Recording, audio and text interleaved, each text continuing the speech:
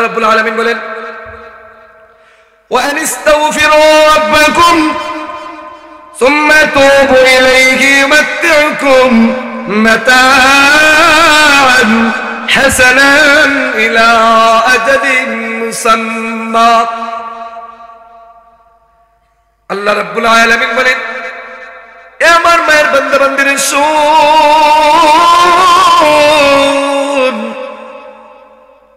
সকাল সন্ধ্যা তুমি ইস্তেগফার পড়তে থাকো, মহান মালিকের তাসবিহ পড়তে থাকো।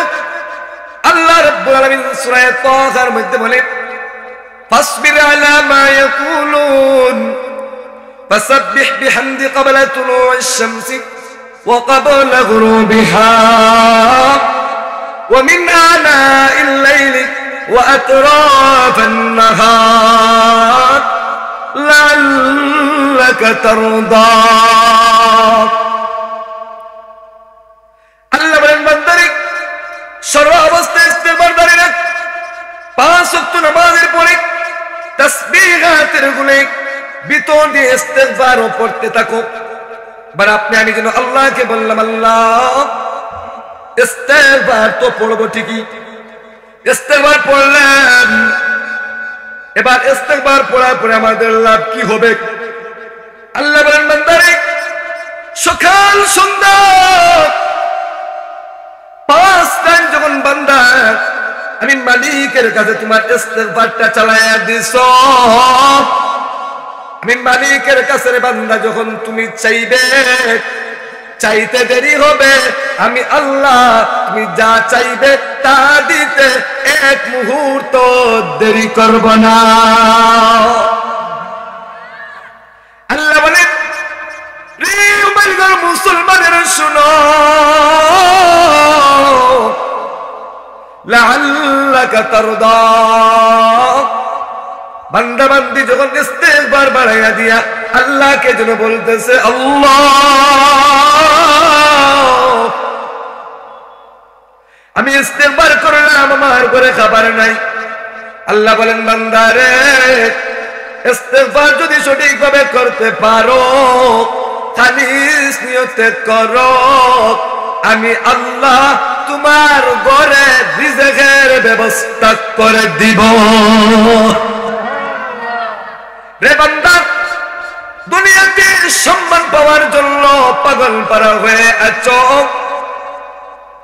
ওই সম্মান বেশিক্ষণ থাকবে না রে, মারা গেলেই সম্মান বেট্টাত হয়ে যাবে।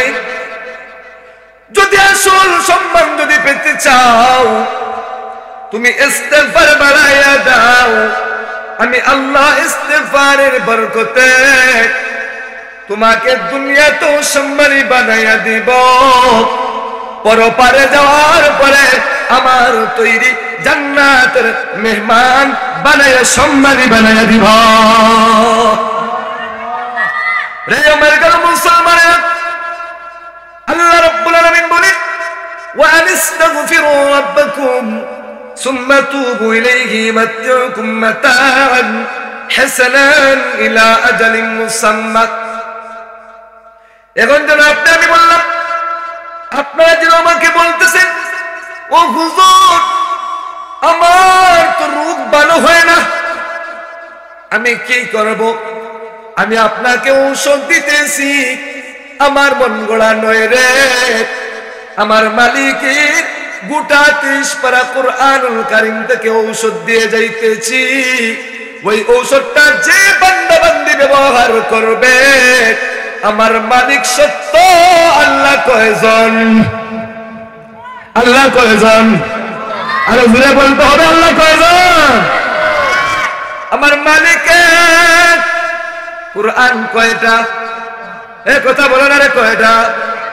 ওই কুরআন থেকে ঔষধ দিয়ে যাইতেছি।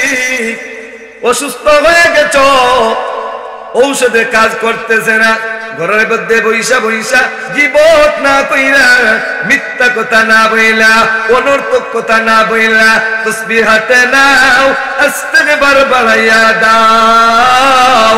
আল্লাহ বলেন বান্দারে যত বেশি ইস্তেগফার বাড়াইয়া দিবে, আমি আল্লাহ দুনিয়ার যে ঔষধে তোরে ভালো করতে পারে নাই, যে ঔষধতে রোগটা ভালো করে দিতে পারে নাই, যে রোগটা ডাক্তার তোকে ধরে দিতে ঔষধ দিতে পারে নাই, যে রোগের জন্য দুনিয়াতে কোনো ঔষধ হয় নাই, তৈরি হই নাই, ইস্তেগফার পড় পড় পড় পড়, আমার কাছে মাফি চা, আমি আল্লাহ আমার রহমতের দয়ার ঔষধ দিয়া তোর রোগটাকে ভালো করে দিব। ইস্তেগফার করব কার কাছে? এই জবান খুলে কথা বলেন, কার কাছে? ইস্তেগফার কর বান্দা, হাতে বইতে গুনাহ আছে। এক বুড়ো মানুষ জমা সমাজের মধ্যে আছে, দেখবেন তসবিহ হাতে থাকি, আবার মিথ্যা কথাও বলে, আছে না নাই? এই কথা বলে আছে না নাই? দেখবেন নবাবের করে নবাব নামাজ পড়ে মসজিদ, আর নামাজ পড়িয়া সার হোস্টেলে যায়, গিয়া সার হোস্টেলে পাওয়ার উপরে পাও তুলিয়া বয়, আর দোকানদারে কয় টিভিটা সার, দেখি টিভির মধ্যে কিতা দে, ইবাই টিভির মধ্যে খেলা দেখে, কয় মার সক্কা, ইবাই কয় সুবহানাল্লাহ। এমন লোক আমাদের সমাজে আছে না নাই? ইবাই কয় দেব চার হয়ে গেছে, আবার কয় আস্তাগফিরুল্লাহ। এমন লোক আছে না নাই? এমন ইস্তেগফার, এমন তাসবিহ দিয়া আল্লাহর কাছ থেকে মাফি পাওয়া যাবে না। হে উম্মতের মুসলমানেরা শুনো, যদি মহান মালিকের কাছ থেকে তওবা করাইয়া তওবা করিয়া গুনাহ ছাড়া যদি কবরে যেতে চাও, তাহলে মহান মালিকের কাছে এখন থেকে ইস্তেগফারের আমলটা শুরু করে দিয়ে মালিকের কাছে ক্ষমা চাওয়া শুরু করে দাও। শুরু করে কি দিলাম হবে বাবা? দুনিয়াতে ঘুরতেছ, ঘরে শান্তি নাই, বড় অশান্তি, অশান্তি কোনাতে কি তৈব? নিজে নামাজ পড়ে না, বউয়ে নামাজ পড়ে না, ফুলায় নামাজ পড়ে না, ফুড়িয়েও নামাজ পড়ে না, বউয়ে পর্দা করে না, ফুয়ায় পর্দা করে না, ফুয়ার বউ যে আনছে আগ্রহ পর্দা করে না, হে নিজেও পর্দা করে না, হে নিজে হারাম খায়, বউরেও হারাম খাবায়, হে নিজে শুধু খায়, সুদের টাকা পরিবারের হক লড়ে খাবায়, হে নিজে ঘুষ খায়, পরিবারের টাকা হক লড়ে, এই ঘুষের টাকা হক লড়ে খাবায়, হে নিজে বন্ধকে টাকা তেলাইয়া আর একজনের জমিন থেকে জমিন বাড়াই নিয়েছে, ওই বাড়াইয়া ওই জমিন থেকে দানকাত করিয়ে না তার 14 গোষ্ঠীরে খাবায়, বলে এই টাকা বানির কারণে তোমার গরো বরকতই তো নাই। যদি বরকত পাইতে চাও ওগুলা সারো, জায়গার মালিকরে জায়গা ফিরাইয়া দেও, যার গোস্তাকি সুদান ছিল তার আসল গুণ রাখিয়া লাভ গুণ দিলাও, যে গোস্তাকি ঘুষান ছিল তার ঘুষের টাকাটা ফিরাইয়া দিয়া ন্যায্য বিচার করিয়া দিলাও। যে সময় বান্দা আল্লাহ পাকের বই অন্তরে ঢুকাইয়া এই চিন্তা ভাবনা মাথার মধ্যে নিয়া বান্দা এবার দিলটারে নরম করিয়া আল্লাহকে ডাক দিয়া বলে, আল্লাহ, ডাক দেন না একটা আল্লাহকে, জোরে বলুন না, আরো জোরে বলেন ইয়া আল্লাহ, আরো জোরে বলতে হবে ইয়া আল্লাহ। যখন বান্দা গুনার উপরে শর্মিন্দ হইয়া লজ্জিত হইয়া দিলটারে নরম কইরা মহান মালিকের কাছে মালিকের ডাক দেয়া বলে, আল্লাহ, শয়তানের দুকার মধ্যে পড়ে গিয়েছিলাম, নফসের দুকার মধ্যে পড়ে গিয়েছিলাম, আল্লাহ না বুঝে গুনাহ করে ফেলেছি, আল্লাহ বুঝিয়া করেছি, না বুঝিয়া করেছি, জেনে করেছি, না জেনে করেছি, সমস্ত গুনার বোঝা মাথায় লইয়া তুমি মালিকের দরবারে এবার তোমার জাহান্নামের আযাব থেকে বাঁচার জন্য আল্লাহ এবার বুঝতে পেরেছি আমি ভুল করেছি, অন্যায় করেছি, আল্লাহ ওয়াদাবদ্ধ হয়ে গেলাম, আর জীবনে কোনোদিন সুদের দ্বারস্থ হইতাম না, আল্লাহ আর জীবনে কোনোদিন ঘুষের দ্বারের কাছে যাইতাম না, আল্লাহ আর জীবনে কোনোদিন মিথ্যা কথা বলবো না, আল্লাহ আর জীবনে কোনোদিন গীবত করবো না, আল্লাহ আর জীবনে কোনোদিন অন্যায় অন্য মানুষের ইজ্জত নষ্ট করবো না, আল্লাহ আর জীবনে কোনোদিন জমিনও গিয়াল টেলাইতাম না, আল্লাহ আর কোনোদিন অন্য মানুষের সাথে মশকরা করিয়া তার ইজ্জত সম্মানটা নষ্ট করবো না, আল্লাহ যে যেভাবে আছে তার প্রত্যেকটার হক আদায় করে দিব। বান্দা যখন দিলটা নরম করিয়া সমস্ত গুনার বোঝা মাথায় আদায় লইয়া এবার বান্দা যখন নিরুপায় হইয়া নিজেকে একবারে ফকির মিসকিনের বেশে মালিকের সামনে পেশ করে দেয়, আল্লাহ ডাক দিয়ে বলেন, আমার ফেরেশতারা তাকায়া দেখ আমার বান্দা আব্দুল্লাহর কি হয়েছে। আবার ফেরেশতারা ডাক দিয়ে বলে, আল্লাহ, তোমার বান্দা আব্দুল্লাহ গুনাহ করেছে, এখন তোমার কাছে মাফি চাইতে আছে। আল্লাহ ডাক দিয়ে বলে, ফেরেশতারা রে, আমার বান্দা কি জাহান্নাম দেখছে? বলে না আল্লাহ দেখে নাই, জান্নাত কি দেখছে না আল্লাহ দেখে নাই, আমি আল্লাহকে দেখছে বলেন আল্লাহ দেখে নাই, আমি আল্লাহর সৃষ্টিকুল তোমরা ফেরেশতারা দেখছেন বলেন আল্লাহ দেখে নাই। বলে আমার যে বান্দা আমার জাহান্নামের আযাবটাও দেখে নাই, আমার জান্নাতের নাজুমিয়া মতো দেখে নাই, যে বান্দা আমি আল্লাহকেও দেখে নাই, না দেখে তার জীবনের গুনার উপরে শর্মিন্দা হইয়া আমি মালিকের কাছে ক্ষমা চাইতে আসে। ও আমার ফেরেশতারা, আমার বান্দার গুনাহ যদি সমুদ্র নয়, 7 আসমান জমিন পরিমাণ হইয়া যায় রে, এরপরেও আমি আল্লাহর রহমতের দরওয়াজার মধ্যে যখন আমার বান্দা সিজদায় পড়ে গেছে, আমার বান্দা যখন আমার কাছে চাওয়া আরম্ভ করে দিয়েছে, ও আমার ফেরেশতারা তোমরা সাক্ষী থাকো, আমার বান্দার টোটালি জীবনের সব গুনাহগুলো ক্ষমা করে দিলাম। আল্লাহ বলেন বান্দারে, দুনিয়ার আদালতে যখন তোর উপরে মামলা হয়, চুরির মামলা, জেলগাট্টা বাইরে হইয়া ইচ্ছত, কিন্তু নতি তাকে জেলখানায়, আবার আরো দিন গেলে ওটা বাখরিয়া কইটা 2 নম্বর সূরা। আগে একবার আইছিল ডাকাতি করিয়া, আগে একবার আইছিল মেডাল করিয়া, আগে একবার আইছিল এটা সিডারি করিয়া, আগে একবার আইছিল বাটপারি করিয়া, আগে একবার আইছিল হাইটেক করিয়া, এটা আগে একবার ঢুকছিল ইপেজিং করিয়া, এর কারণে তার নতি তাকে। আল্লাহ বলেন বান্দারে, আমি এমন দয়ার আল্লাহ, আমার বান্দা যখন আমার কাছে চায়, চাওয়ার সাথে সাথে আমি আল্লাহ তার গুনাহ তো মাফ করে দেই। ওই গুনার তালিকা যেখানে ছিল রে, ওই চিহ্নগুলা পর্যন্ত আমি আল্লাহ নিদর্শনগুলা পর্যন্ত মুছে দেই। শুধু তাও শেষ নেই, বলেন না না, আল্লাহ বলেন ইল্লা মান তাবা ওয়া আমানা ওয়া আমিলা আমালান সালিহা, যে বান্দা বান্দী ঈমান এনেছে, নেক আমল করে, আল্লাহর কাছে তওবা করে, আল্লাহ বলেন ইবাদদিলুল্লাহু সাইয়্যাতিহিম হাসানাত, যারা খাঁটি অন্তর নিয়ে দিলটারে নরম করিয়া মালিকের দরবারে তওবা করে ক্ষমা চায়, আল্লাহ বলে বান্দারে 1 নম্বর ঘোষণা হলো আমি আল্লাহ তোরে মাফ করে দিলাম। 2 নম্বর ঘোষণা হলো বান্দা দুনিয়ার নথির মধ্যে গুনাহ লেখা থাকে, আমি আল্লাহ তোর নথির মধ্যে গুনাহ লেখা রাখবো না, আমি আল্লাহ ওই গুনাহ দাগায় দাগগুলা মুছিয়া দিয়া নেকি দ্বারা ভরপুর করে দেব। তাহলে তওবা করব কার কাছে? জুবান করে বলেন কার কাছে? মুসলমান পারে আমার কেমন তওবা করবেন? আল্লাহ নবীর সাহাবী, আল্লাহ নবী একদিন আল্লাহর কাছে দোয়া করতেছেন, আল্লাহ 2 জন মানুষকে ইসলাম ধর্ম গ্রহণের তৌফিক দাও। কয়জন? কথা বলতে হবে, কয়জন? 2 জন। একজন হলো আবু লাহাব, আর একজন হলো দাহিয়াতুল কলবি। এবার দাহিয়াতুল কলবির ব্যাপারে আল্লাহর দরবারে নবীজির দোয়া কবুল হয়ে গেছে। আসেনি মার কাছে সুবহানাল্লাহ। এবার আল্লাহ রাব্বুল আলামিন নবীজির কাছে ওই পাঠিয়ে দিলেন, এ আমার হাবিব, আগামী কালকে দাহিয়াতুল কলবি তোমার কাছে আসবে, খবরদার দাহিয়াতুল কলবির সাথে যেন কোনো খারাপ আচরণ করা না হয়। আল্লাহ নবী সাহাবাদেরকে বললেন, আমার সাহাবীরা এবার শোনো, ভালোভাবে শোনো, আগামী কালকে দাহিয়া আমাদের সামনে আসবে, ওই দাহিয়াতুল কলবি আমাদের সামনে আসলে আমার দাহিয়ার সামনে তোমরা কোনো অভদ্র ব্যবহার করবে না, কোনো ধরনের কটাক্ষ করবে না, তাকে সম্বর্ধনা দিয়ে আমি নবীর সামনে এনে উপস্থিত করবে। ঠিকই পরদিন দেখা যায় দাহিয়াতুল কলবি নবীজির সামনে এসে উপস্থিত হচ্ছেন, নবীজির দরবারে আসতেছেন। এমন সময় সাহাবায়ে কেরাম দাহিয়াতুল কলবিকে রিসিভ করলেন, সংবর্ধনা দিয়ে সম্মান জানিয়ে নবীজির সামনে নিয়ে গেলেন। নিয়ে যাওয়ার পরে এবার নবীজি দাহিয়াকে বসার জন্য নবীজির চাদর মুবারক বিছাইয়া দিলেন। সুবহানাল্লাহ আসেনি? আরে জোরে বল সুবহানাল্লাহ আছে। দাহিয়াতুল কলবি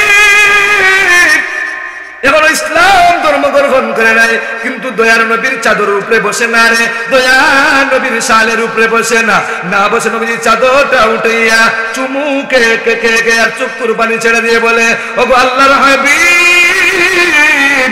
আপনার এই চাদরের উপরে বসার মতো যোগ্যতা আমি দাহিয়ার হয় নাই। এবার দাহিয়াতুল কলবি চাদরটা উঠাইয়া নবীজির পাশে বসছেন, বসে বলতেছেন, ওগো আল্লাহর নবী, ইয়া রাসূলুল্লাহ, ইয়া হাবিবাল্লাহ, আমাকে আপনি কালিমা পড়ায় মুসলমান বানায়া দেন না। সুবহানাল্লাহ করেন না। দাহিয়াতুল কলবি ছিলেন বিধর্মী, কিন্তু নবীজির দোয়া কবুল হয়ে যাওয়ার পরে এবার বলতেছেন এসে, ওগো নবীজি আমাকে কালেমা পড়ায় মুসলমান বানায় দেন। বাইরে আমার দিলটা নরম করে শুনবা, তওবার নিয়তে দিলটারে নরম করে ফেলো, মনের ভিতর থেকে শয়তান দূর করে দাও, মনের ভিতর থেকে অহংকারকে দূর করে দাও, মনের ভিতর থেকে কুপ্রতারণাকে দূর করে দিয়ে আল্লাহর কাছে মাফি পাওয়ার আশা নিয়া দিলটারে নরম করিয়া দাহিয়াতুল কলবির ঘটনাটা শুনো রে। যদি দিলের মধ্যে আঘাত লাগে আর শোনার পরে যদি চক্ষুর পানি ছাড়তে পারো, যদি চক্ষুর পানি ছেড়ে আসে বের হয়ে আসে রে, অনিচ্ছা বশত মাফি পাওয়ার জন্য যদি চক্ষুর পানি ছেড়ে দাও, আশা করা যায় যে মালিক দাহিয়াকে মাফ করে দিয়েছিলেন সেই মালিক আমাদের জীবনের গুনাহগুলো মাফ করে দিবেন। মুসলমান ভাই আমার, নবীজির কাছে দাহিয়া আসলেন, আসার পরে নবীজি বলতেছে, নবীজিকে বললেন, ওগো আল্লাহর হাবিব আমি আপনার কাছে আসছি মুসলমান হওয়ার জন্য। এবার দাহিয়াতুল কলবি কে আল্লাহর নবী বললেন, দাহিয়া রে এবার কি কালেমা পড়ে মুসলমান হয়ে যাবে? বলে অবশ্যই হয়ে যাবে ইয়া রাসূলুল্লাহ। এবার নবীজি কালেমা পড়ে মুসলমান বানায়া দিলেন। মুসলমান হওয়ার পরে এবার দাহিয়ার অবস্থা পরিবর্তন হয়ে গেছে। এবার দাহিয়া দেখা যায় ছোট্ট ছোট্ট বাচ্চাদের মতো কান্না শুরু করে দিয়েছে। সুবহানাল্লাহ কোন দাহিয়াতুল কলবি ইসলাম ধর্ম গ্রহণ করার পরে এবার ছোট্ট ছোট্ট কচি কাঁচা বাচ্চাদের মতো কান্না শুরু করে দিয়েছেন। আমার দয়ার নবী ডাক দিয়ে বলেন, ওরে দাহিয়া আমি তো তোমাকে জোর করে ইসলাম ধর্ম কবুল করাই নাই, গ্রহণ করাই নাই, তুমি নিজে তো সেই ইচ্ছা ইসলাম ধর্ম গ্রহণ করেছ, তাহলে এবার কাঁদছ কেন? কান্নার কারণটা কি? মুসলমান ভাইরা আমার, দাহিয়াতুল কলবি আরো জোরে করে কান্না করে ছোট ছোট্ট ছোট্ট বাচ্চাদের মতো আবার কান্নার আওয়াজ বাড়িয়ে দিয়েছে, পাগলের মতো যেন কান্না করতে আছে। আল্লাহর নবী ডাক দেবেন, দাহিয়া কি হয়েছে আমাকে বলো, আমি তো তোমাকে জুড়ে ইসলাম ধর্ম গ্রহণ করাই নাই, তুমি তো স্বেচ্ছা ইসলাম ধর্ম গ্রহণ করেছো। দাহিয়াতুল কলবি ডাক দিয়ে বলেন, ইয়া রাসূলুল্লাহ ওগো আল্লাহর নবী ইসলাম ধর্ম গ্রহণ করার কারণে আমি কাঁদতেছি না। নবীজি বলেন, দাহিয়ারে তাহলে কান্না করতেছো কেন, তার কারণটা কি? এবার দাহিয়াতুল কলবি ডাক দিয়ে বলেন, ইয়া রাসূলুল্লাহ ওগো আল্লাহর নবী আমি আমার অতীতের গুনার উপরে গুনাহের কথা স্মরণ হয়ে গেছে, এবার কি আল্লাহ কি আমাকে মাফ করবেন? আমি তো অনেক বড় বড় গুনাহ করে ফেলেছি। নবীজি বললেন, ও দাহিয়া যেমন একটা গুনার কথা বলো। এবার দাহিয়া বললেন, ইয়া রাসূলুল্লাহ বর্বরতার যুগে যদি মেয়ে সন্তান হয়, মেয়ে সন্তানকে জীবিত দাফন করে দেওয়া এটা বর্বরতার যুগের রেওয়াজ ছিল। বলেন নাউযুবিল্লাহ। মেয়ে বলে জীবিত দাফন করিয়া দিত। এবার দাহিয়াতুল কলবি ডাক বলেন, ইয়া রাসূলুল্লাহ ইয়া হাবিবাল্লাহ ওগো আল্লাহর হাবিব আমি আমার নিজ জায়গাতে আমার কত মেয়ে সন্তানদেরকে জীবিত আমি দাফন করে দিয়েছি। আল্লাহর নবী বললেন, কেন রে দাহিয়া? দাহিয়া ডাক দিয়ে বলেন, ইয়া রাসূলুল্লাহ বর্বরতার যুগে ছিল এই রেওয়াজ ছিল যে মেয়ে সন্তানের বাবা হবে সমাজের মধ্যে তার কোনো দাম নাই, সমাজে তাকে আটকুরা বলতো, সমাজের মধ্যে তার কোনো মূল্য নাই। মুসলমান ভাই আমার, দাহিয়াতুল কলবি ডাক দিয়ে বলেন, ইয়া রাসূলুল্লাহ ইয়া হাবিবাল্লাহ ওই বর্বরতার যুগে আমি দাহিয়াতুল কলবি নিজ হাতে আমার অনেক কন্যা সন্তানগুলোকে আমি জীবিত দাফন করেছি। ইয়া রাসূলুল্লাহ ইয়া হাবিবাল্লাহ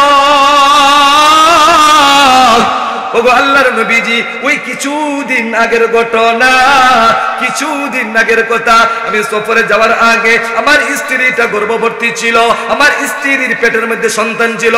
আমি আমার স্ত্রীকে বলে গেলাম, ও আমার বিবি সাহেবা যদি মেয়ে সন্তান জন্ম নেয় রে তাহলে আমি আসার আগে আগে তাকে জীবিত দাফন করে দিবে, আর যদি ছেলে সন্তান হয়ে তাকে রেখে দিবে। এবার মুসলমান ভাইরা আমার, আমি তো নবীজিকে বলতেছেন, দাহিয়া আমি তো এবার বলে চলে গেলাম, ইয়া রাসূলুল্লাহ 6 মাস পরে যখন আমি বাড়ির বাসার মধ্যে আসছে, আসার পরে এবার তাকায়া দেখি, আসার পরে এবার আমি তাকায়া দেখি ইয়া রাসূলুল্লাহ আমার সামনে যখন আমি বাসার মধ্যে চলে আসছি, আসার পরে তাকায়া দেখি আমার সামনে এবার ছোট্ট একটা সুন্দর একটা মেয়ে সন্তান এসে আমাকে আব্বু বলে ডাক দিতে আসে। ইয়া রাসূলুল্লাহ যখন আমি এই মেয়েটাকে দেখলাম, দেখার পরে আমি রাগান্বিত হয়ে গেলাম, আমার রাগে গুসায় আমার শরীর গরম হয়ে গেছে। আমার স্ত্রীকে আমি ধমক দিয়ে বললাম, আমি তো তোমাকে বলে গেলাম যদি মেয়ে সন্তান হয় তাকে দাফন করে দিবে, জীবিত কবর দিয়ে দিবে, দিলে না কেন? বলে অত সুন্দর মেয়ে সন্তানটাকে কেমনে আমি দাফন করব? ইয়া রাসূলুল্লাহ, ইয়া হাবিবাল্লাহ। আমার স্ত্রী বলল, না না, মেয়ে সন্তানকে, এত সুন্দর মেয়েটাকে আমি জীবিত দাফন করতে পারি নাই, আমার বুকে দেয় নাই। ওগো আমার প্রাণের স্বামী, তাকায় দেখো আমার সন্তানটা এত সুন্দর। আমার মেয়ের নামটা হলো জামিলা, যেমনি রূপে সুন্দরী নামে তেমন সুন্দরী। এবার মেয়েটাকে দেখার পরে দাহিয়াতুল কলবির ভিতরে এবার দাউ দাউ করে বড় বড় তার আগুন জ্বলে উঠতেছে। এবার দাহিয়াতুল কলবি বুদ্ধি খাটাইয়া স্ত্রীকে বললেন, আগামী কালকে আমার সন্তানটাকে হাজাইয়া গুছাইয়া দিবা, সুন্দর করাইয়া দিবা। বললে কেনে? বলে এই আমার সন্তানটাকে নিয়ে আমি আমার তার নানার বাড়ি বেড়াইতে যাব। ও আল্লাহর হাবিব, আমার স্ত্রী না বুঝে আমার মেয়েটাকে সুন্দর করে হাজাইয়া আমার সাথে দিয়েছে। এবার আমি আমার মেয়েটাকে নিয়ে যখন জঙ্গলের দিকে রওনা দিয়ে দিচ্ছি, এবার আমার মেয়েটা ডাক দিয়ে বলে, ও আব্বু, আমি তো আম্মুর সাথে বহুতবার নানার বাড়ি গিয়েছি, ওই রাস্তা দিয়ে তো যাই নাই, অন্যদিকে রাস্তা ছিল। আমি ইয়া রাসূলুল্লাহ, আমি বললাম, ও আম্মু, হে আমার মেয়ে, এটা হলো সহজ রাস্তা। ইয়া রাসূলুল্লাহ, জঙ্গলের ভিতরে গিয়ে যখন আমি আমার মেয়েটাকে দাফন করার জন্য গর্ত খনন করতে আছি, ও আল্লাহর নবী, এমন সময় আমার মেয়ে সন্তানটা আমাকে জড়াইয়া ধরে এসে বলতেছে, আব্বু, যদি আপনার গর্ত খনন করার প্রয়োজন ছিল আপনি লোক নিয়ে আসলেন না কেন? আপনার গায়ে যে ধুলাবালি লাগতেছে। ইয়া রাসূলুল্লাহ, আমার মেয়ের কথাগুলো আমার কানের মধ্যে বাজতেছে না। আমি জেনে পরে পাষাণ হৃদয়ওয়ালা হয়ে গেছি। আমার মেয়ে তার সুন্দর জামা দিয়া আমার চেহারা থেকে ধুলাবালিগুলো মুছে দিতেছে। ইয়া রাসূলুল্লাহ, ওগো আল্লাহর নবী, এত কিছু করার পরেও আমি গর্তটা খনন করার পরে এবার আমার মেয়েটাকে যখন আমি লাশ গর্ত খনন করার পরে কবরের মধ্যে রেখে দিয়েছি, গর্তের মধ্যে রেখে দিয়ে তার বুকের মধ্যে পা রেখে যখন আমি মাটি দিতে আসি, এমন সময় আমার সন্তানটা আমার হাত ধরে ডাক দিয়ে বলতেছে, আব্বু, আমার কি অপরাধ? আপনি কেন আমাকে মারতেছেন? ইয়া রাসূলুল্লাহ, আমার মেয়ের কথা, এই সন্তানের কথা শোনার পরেও আমার কলিজা একটু আঘাত লাগে না। ইয়া রাসূলুল্লাহ, আমার মেয়েটা ডাক দিয়া বলতেছে, আব্বু গো, আমার জীবনটা আমাকে ভিক্ষা দিয়ে দাও। ইয়া রাসূলুল্লাহ, ইয়া হাবিবাল্লাহ, আমার জীবনটা আপনি ভিক্ষা দিয়ে দাও। ও আল্লাহর নবী, আমি আমার মেয়ের কথাটা শুনি নাই, না শুনিয়া আমি আমার মেয়েকে ওই জীবন্ত অবস্থায় আমি ওখানে দাফন করে দিয়েছি। ইয়া রাসূলুল্লাহ, দাফন করার পরে যখন বাসার মধ্যে আসি তখন শুনি আমার কানের মধ্যে আওয়াজ আসতেছে। আমার মেয়েটা বলতেছে, আব্বু, আমার কি অপরাধ ছিল? আমাকে কেন জীবিত হত্যা করো না? ও আব্বু, আমার কি দুনিয়াতে জীবিত থাকার হক কি আমার ছিল না? অধিকার কি আমার ছিল না? ইয়া রাসূলুল্লাহ, এই ঘটনাটা আমার মনে পড়ে গেছে। আল্লাহ কি আমাকে কি এই গুনাহগুলো মাফ করে দিবেন? আল্লাহর নবী ডাক দিয়ে বলেন, দাহিয়া, যারা কালিমা পড়ে মুসলমান হয়ে গেছে আর যারা অনুতপ্ত হইয়া লজ্জিত হইয়া মহান মালিকের কাছে ক্ষমা চাইবে, আমার আল্লাহ ওই বান্দা বান্দির জীবনের সকল গুনাহগুলো মাফ করে দিবেন। আপনি আমি সবাই ওই দাহিয়ার মতো খাঁটি অন্তর নিয়ে কার কাছে তওবা করব? জোরে বলুন। সবাই একবার নিস্তব্ধ হয়ে গেলেন কেন? কার কাছে তওবা করব? আল্লাহ রাব্বুল আলামিনের কাছে দোয়া করি, আল্লাহ রাব্বুল আলামিন আপনাকে আমাকে এই ইস্তিগফারটা জবানে জারি রাখার, আর সব সময় আপনি আমি তওবার উপরে, তো গুনাহের উপরে অটল না থেকে তওবা করব, বা ফাঁকে ফাঁকে আমরা তওবার 2 রাকাত নফল নামাজ পড়ব। সব সময় বিশেষ করে একটা আমলের কথা বলে দিয়ে যাই, আপনি আমি প্রতিদিন এশার নামাজের পরে এশার সুন্নত, শেষের সুন্নত 2 রাকাতের পরে নফল 2 রাকাত নামাজ পড়িনি সবে, কথা বলেন না? সবাই পড়িনি? না পড়লেও আজকে থেকে পড়ে রাখবেন। বলে কেন? বলে ওই নফল 2 রাকাত নামাজ যখন পড়বেন 3টা নিয়তে পড়বেন। কয় নিয়ত? কথা বলেন, কয় নিয়ত? ও শেষ আমার কথা, কয় নিয়তে? 3 নিয়ত। সালাতুল হাজাত কি? সালাতুল, আরেকটা হলো সালাতুত তাওবা, আরেকটা হলো কিয়ামুল লাইল। এই 3 নিয়তে যে আল্লাহর মায়ের বান্দা এই 2 রাকাত নামাজ পড়বে, আর ফজরের নামাজকে জামাতের সাথে আদায় করে নেবে, ওই বান্দা সালাতুল হাজাত পড়ে নিয়ত রাখার কারণে তার জরুরতগুলো আল্লাহ পূর্ণ করে দিবেন। আবার তওবার নিয়ত করার কারণে আল্লাহ তার গুনাহগুলো মাফ করে দিবেন। আবার কিয়ামুল লাইলের নিয়ত করার কারণে সারাটা রাত নফল নামাজ পড়লে যেই পরিমাণ সওয়াব হবে সেই পরিমাণ সওয়াব আল্লাহ বান্দার নামে আমলের মধ্যে লিখে দিবেন। আল্লাহ রাব্বুল আলামিন আপনাকে আমাকে যেগুলো আলোচনা করেছি এগুলোর উপর আমাদের সবাইকে আমল করার তৌফিক দান করেন। সবাই বলেন আমিন। ওয়া আখির দাওয়ানা আলহামদুলিল্লাহি রাব্বিল আলামিন।